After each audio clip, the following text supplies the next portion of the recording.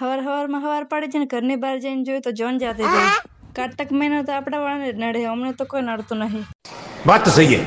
ઘરનું બધું કોમ કરીને જવાનું આપણે કાકાને ઘરે, જેમ કે આજના રોટલા એમના ઘરે હે.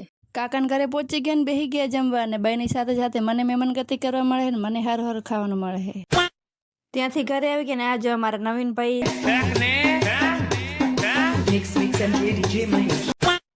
હોજ પડે થઈ ગયા બજારમાં જવાનો ટાઈમ, એટલે ઊંધાથી જતા હતા બજારની અંદર, પણ એ પેલા જવાનો તો આપણે એક જગ્યાએ ચા પાણી કરવા.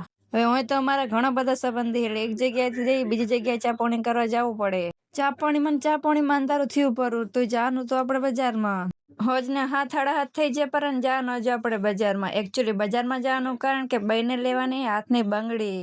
હવે ઘણા બધા બંગડીના સેટ જોયા બાદ ફાઇનલી દાદીમાને એક સેટ પસંદ આવે. એ જો તમને પસંદ આવ્યો નહીં જરા કોમેન્ટ કરી નાખજો. હવે ત્યાંથી જવાનું આપણે પાણીપુરી ખાવા. તમને બધાને ખબર જ હશે, ભારતના ઘર એટલે પાણીપુરી તો ખાવાની જ. ફાઇનલી આવી ગયા પાણીપુરી ખાવા ને ખાઈ લીધી પાણીપુરી.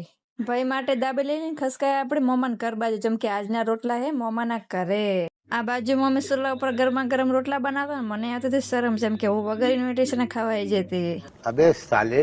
આહાહા શીરો મોમાન કરે ખાવાની છે ને શરમ. હાલો હવે તમે લાઈક એન્ડ ફોલો કરી રાખો, મળે નવા વ્લોગમાં.